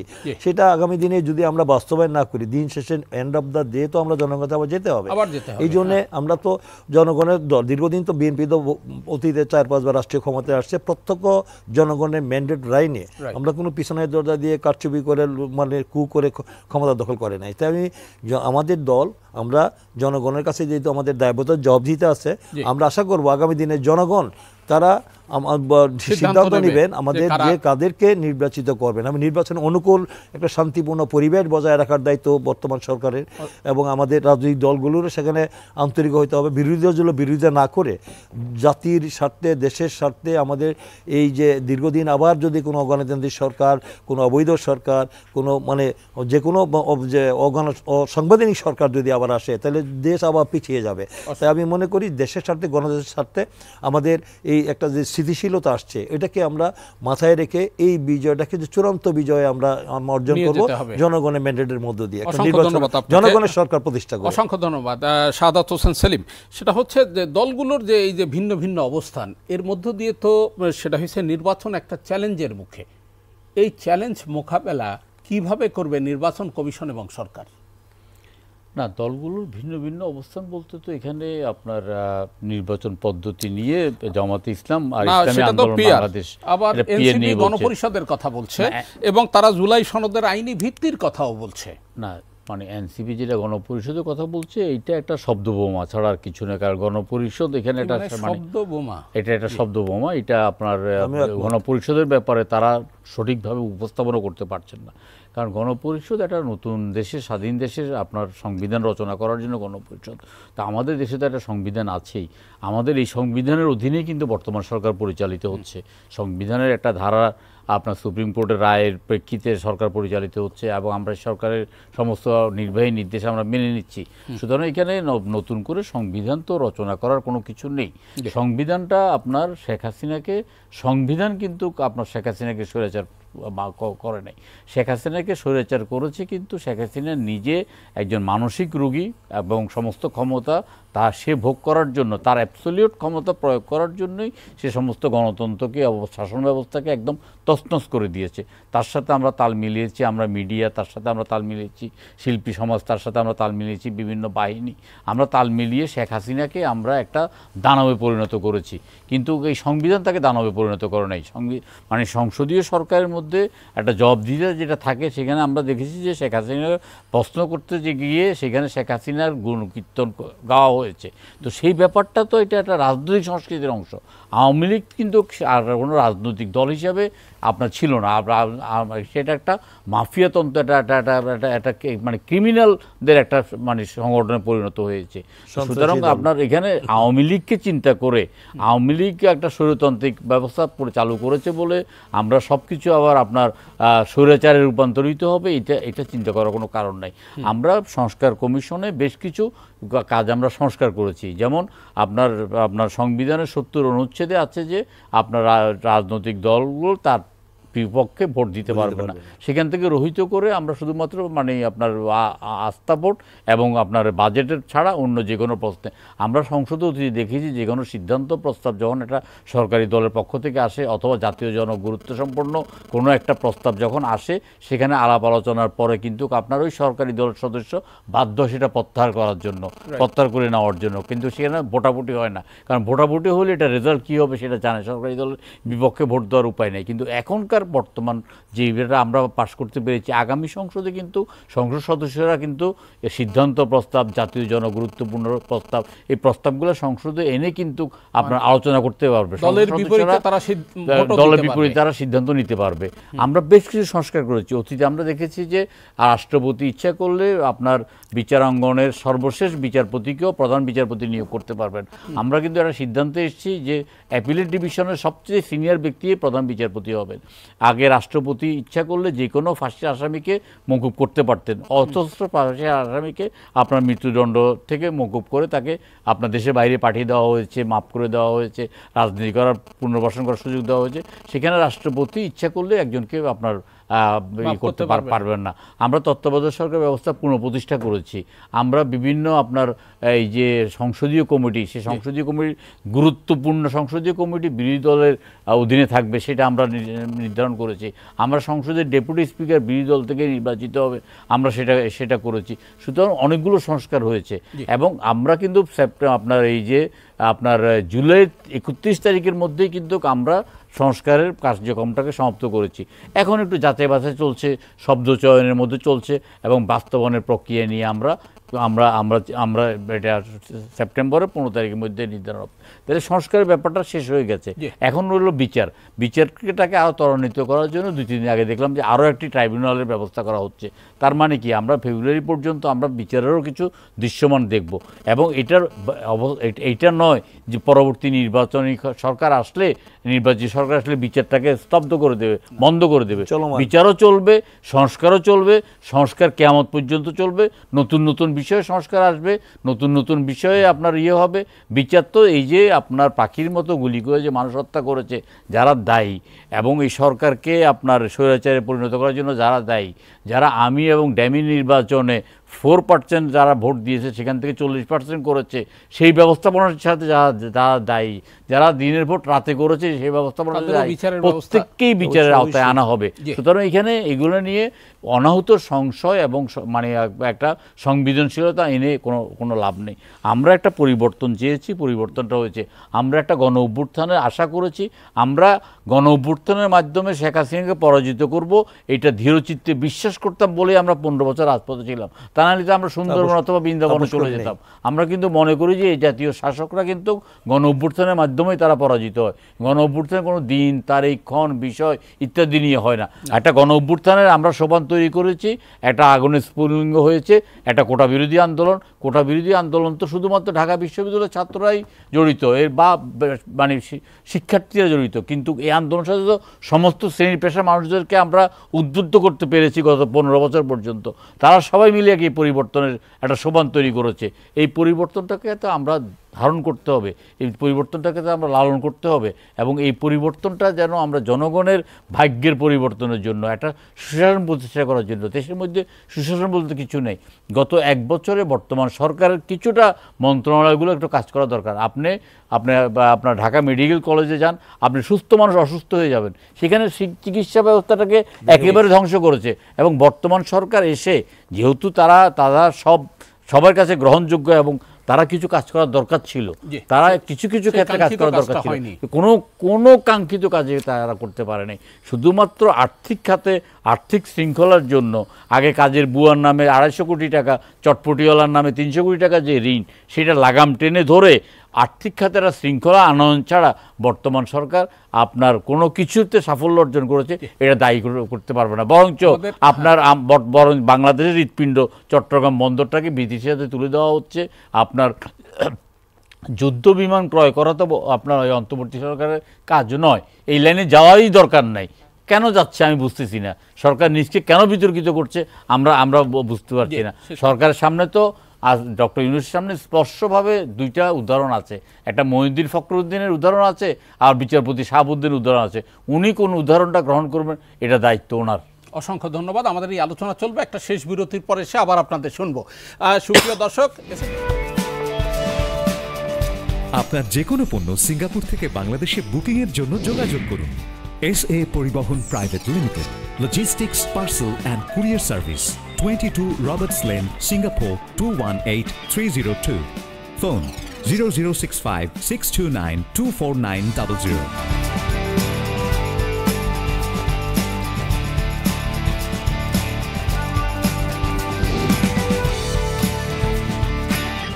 বাংলাদেশ থেকে সিঙ্গাপুরে পণ্য বুকিংয়ের জন্য যোগাযোগ করুন ঢাকা সহ দেশের যে কোনো 80টি শাখা কেন্দ্রে। SA পরিবহন পার্সেল অ্যান্ড কুরিয়ার সার্ভিস, আপনার সেবা সব সময়।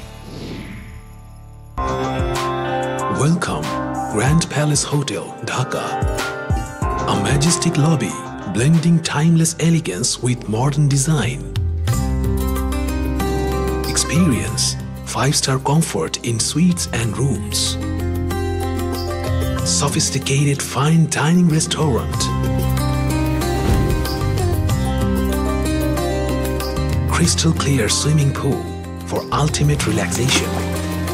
Modern gym and serene spa for well-being.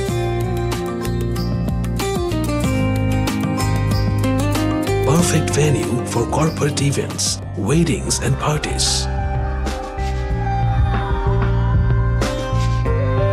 Seamless and secured. Elegant and eye-catching design. Indulge, relax, discover the first 5-star chain hotels in Bangladesh. Grand Palace Hotel Dhaka, 22 Kakrail, Dhaka, Bangladesh. Welcome to Grand Club at Mirpur 10, Dhaka.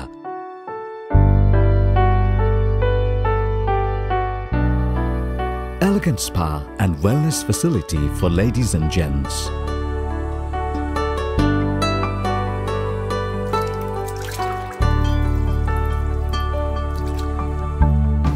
Play pool and snooker in international standard billiard zone.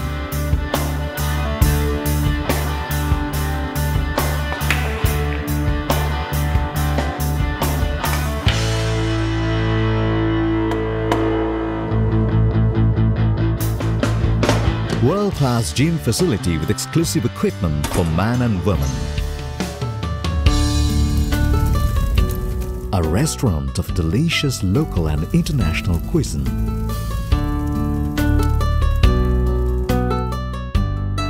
Fully air-conditioned building with spacious banquet, car lift, sky view rooftop restaurant, all in one.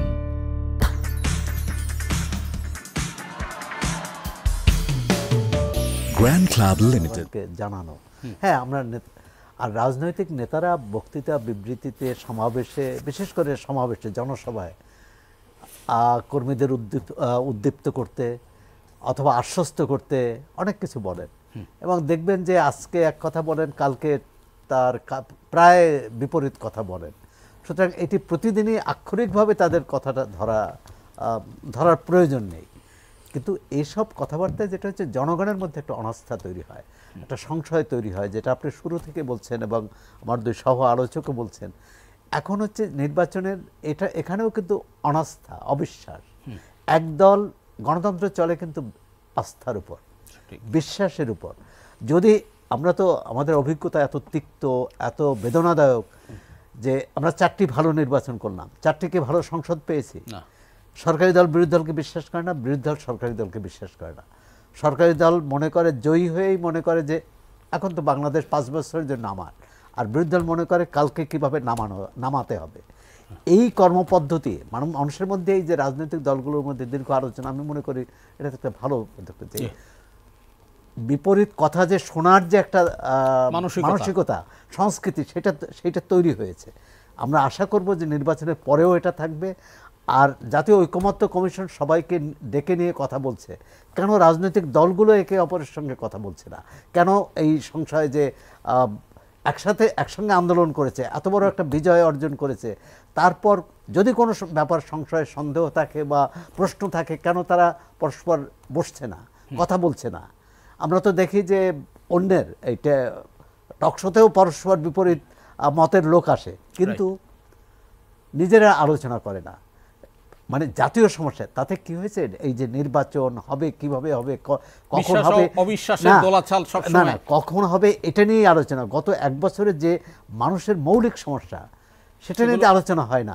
আপনার অর্থনৈতিক সমস্যা, রাজনৈতিক সমস্যা, ব্যবসা বাণিজ্যের সমস্যা, তার চেয়েও আরেকটি হচ্ছে যে এই আন্দোলনে বিজয়ী অংশীজনরা তারা দেখাতে পারে, ভালো দৃষ্টান্ত খুব কম দেখিয়েছে। এখনো চাঁদাবাজি চলছে, এখনো দখলবাজি চলছে, তো মানুষের মধ্যে এটাও কিন্তু আসছে। তাহলে পরিবর্তন, এখনো দুর্নীতি বহাল আছে, সবকিছুই আগের মতোই চলছে। সুতরাং রাজনৈতিক দলকেই প্রমাণ করতে হবে যে আগের মতো নেই, সেটা কিন্তু খুবই কঠিন। অসংখ্য ধন্যবাদ আপনাকে, খায়রুল কবির খোকন। একেবারেই যে প্রশ্ন, নির্বাচন নিয়ে নানামুখী ষড়যন্ত্র চলছে, বিশেষ করে আপনার দল থেকে প্রতিদিন এই বক্তব্য দেয়া হচ্ছে। এই ষড়যন্ত্রকারীরা কোথায়? সরকারে, না, এটা তো দেশের ভেতরে না দেশের বাইরে? আগে ছিল দৃশ্য, এখন তো দৃশ্যমান। এগুলো আমরা তো তাদের যারা বক্তৃতা বিবৃতি দিচ্ছেন, আমরা সামাজিক যোগাযোগ এবং গণমাধ্যমগুলো দেখতে পাচ্ছি। তো সেই দেখে তো মানে আমাদের মধ্যে তখন তো বোঝাই যাচ্ছে যে দেশি বিদেশি চক্রান্ত হচ্ছে, এবং নির্বাচনের বিষয়ে যখন একটা জাতীয় ঐক্যমত তৈরি হয়েছে বলতে গেলে, প্রায় জনগণ এবং সরকার, নির্বাচন কমিশন প্রস্তুত, তখন এই ধরনের বক্তব্য রেখে একটা অস্থিতিশীল পরিস্থিতি তৈরি করতে চায়। যারা দেশের বাইরে থেকে হুমকি দিচ্ছে যে বাংলাদেশের আগামী দিনে এই নির্বাচনের আগে একটা অস্থিতিশীল পরিস্থিতি তৈরি করে তারা গোলাপানিতে মাছ শিকার করার জন্য যে তাদের যে একটা অসৎ উদ্দেশ্য, সেই অসৎ উদ্দেশ্যেই কিন্তু এই ষড়যন্ত্র মনে করছে এবং তারা এই হুমকি দিচ্ছে। আমরা তো মনে করি যে এই নির্বাচনের যারা এই ধরনের বক্তব্য দিচ্ছে, আমাদের দেশে অস্থিতিশীল পরিস্থিতি তৈরি করা, যে অর্থনৈতিক অবস্থা, আমাদের রাজনৈতিক অবস্থা, নির্বাচনটা যদি আমাদের এই ঘোষিত সময়ের মধ্যে কোনো কারণে যদি না হয়, তাহলে আমাদের দেশে একটা বড় ধরনের একটা রাজনৈতিক সংকট তৈরি হবে। সেই সংকট তৈরি হলে আরও আমরা বড় ধরনের আমরা নির্যাতে যাব, মানে একটা মানে দেশের আরও বড় ধরনের মানে এই গণতন্ত্র উত্তরণের যে আমাদের যে পথ খোলা হয়েছিল, যে এই বিশাল যে অর্জন, এই যে দীর্ঘ 16 বছর আন্দোলনের মধ্য দিয়ে যে ফেসিবাদের পতনের পরে যে আমরা অর্জন করেছি, এত রক্ত, এত জীবন, অত্যাচার, নিপীড়ন, নির্যাতনের মধ্য দিয়ে আমরা যে আমাদের আজকে যে আমরা যদি আমাদের এই ভবিষ্যৎটা অন্ধকার দিকে ঠেলে দিই, আমি যে কথাটি বলতেছিলাম যে ইতিহাস থেকে শিক্ষা নেওয়া হলে ইতিহাসে বড় শিক্ষা। আমাদেরকে এই কেন স্বৈরাচার ফেসিবাদ হাসিনার পতন হলো, কি তারা মানে যে তারা যেটা বললেন আমাদের সেলিম ভাই, তারা যে মাফিয়া হয়েছিল, তারা যে দানবীয় হয়ে উঠেছিল, তারা যে মানে চরম পর্যায়ে গিয়েছিল, মানে দেশের মানুষের উপর অন্যায়, অত্যাচার, নিপীড়নের স্টিমুলার চালিয়েছিল, সেটা পরবর্তীতে সেই মানসিকতা যে এখন আমাদের থাকে, এখনও আমাদের থেকে সংশোধন হতে হবে। সংশোধন হয়ে আমাদেরকে দলের, দেশের বৃহত্তর স্বার্থে, গণতন্ত্র উত্তরণের স্বার্থে আমাদেরকে একটা ঐক্যমতের ভিত্তিতে আমাদেরকে দেশ পরিচালনা করতে হবে। সেটাকে করবে কে? নির্বাচিত জনপ্রতিনিধিরা। নির্বাচন ছাড়া তো কোনো বিকল্প নাই। এখন নির্বাচন তো দিতেই হবে, নির্বাচন ছাড়া কি একটা দেশ পরিচালনা কিভাবে হবে? অন্তর্বর্তীকালীন সরকার তো অনন্তকাল চলবে না, তাই না? এটা একটা শেষ হতে হবে। কেউ বলছেন 5 বছর, তারা ব্যক্তিগত স্বার্থে যাচ্ছেন যে একটা নির্বাচিত সরকার আসবে। সেই নির্বাচিত সরকার আসার ক্ষেত্রে আমরা যদি এখন প্রতিবন্ধকতা সৃষ্টি করি, বিভিন্ন মানে অযৌক্তিক নন ইস্যুকে ইস্যু করে তারা যদি এখানে আমাদের বাধা সৃষ্টি করা, মানুষকে বিভ্রান্ত করা হয়, সে বিভ্রান্ত করলে হয়তো পরিস্থিতির অবনতি হবে। সে অবনতি হলে যে এই যে অবনতি হওয়ার কারণে যে ষড়যন্ত্রগুলি হচ্ছে, সেই ষড়যন্ত্রকে আমার মনে হয় যে এই ষড়যন্ত্র আমাদের যখন হবে তখন কিন্তু জনগণের কাছে তুলে ধরতে হবে। কাদের কারণে আমাদের এই অর্জন, এই যে অর্জন, সেই অর্জনটা ব্যাহত হচ্ছে, তাদেরকে চিহ্নিত করে তাদের বিরুদ্ধে তখন জনগণ রুখে দাঁড়াবে। তাই আমি মনে করি যে এছাড়া আর কোনো বিকল্প নাই। গণতন্ত্র উত্তরণের জন্য আমাদের একমাত্র রাস্তা হলো নির্বাচন। অসংখ্য ধন্যবাদ শাহাদাত হোসেন সেলিম। জি দেখুন, একেবারেই শেষ কথা যেটি হচ্ছে, ষড়যন্ত্রকারীরা কোথায়? সরকারে, দেশের ভেতরে না দেশের বাইরে? না, ষড়যন্ত্রকারী তো সর্বত্র থাকেই। সরকারের মধ্যেও ষড়যন্ত্রকারী আছে, দেশেও আছে, বিদেশেও আছে। কিন্তু ষড়যন্ত্রকারীদের তুলনায় আপনার নির্বাচনের পক্ষে জনগণ অনেক বেশি, এবং তারা 15 বছর 17 বছর ভোট দিতে পারেনি, তারা ভোট দিতে চাচ্ছে।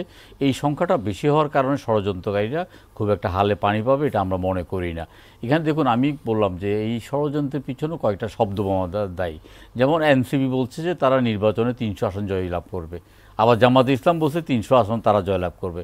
আবার পাশাপাশি আজকে দেখলাম যে জামাতের মানে আপনার সেক্রেটারি জেনারেল বললেন যে জনগণ যদি না চায় তাহলে পিআর পদ্ধতির দাবি থেকে জামাত সরে আসবেন। অর্থাৎ তারা কিন্তু ইতিমধ্যে বুঝে গেছেন যে পিআরটা মানুষ বুঝতে পারছেন না। কারণ আমরা আমাদের একটা নির্বাচনী এলাকায় 10 বছর 20 বছর 30 বছর 40 বছর পর্যন্ত জনগণের পাশে থেকে কাজ করছি। জনগণও মনে করে যে তাদের একজন জনপ্রতিনিধি দরকার, দলের প্রতিনিধি নয়। কারণ আপনার ভোট দেবে এক জায়গায়, প্রতিনিধি আসবে আরেক জায়গায়। এখানে বরঞ্চ দলের মধ্যে আরও আপনার দলকে আরও ফ্যাসিস্টে পরিণত করবে এই পদ্ধতিটা। এই দলটাকে আরও অনেক বেশি আপনার শক্তিশালী করবে। যেখানে আপনার জনগণ সার্বভৌম, সেখানে দল হয়ে যাবে সার্বভৌম।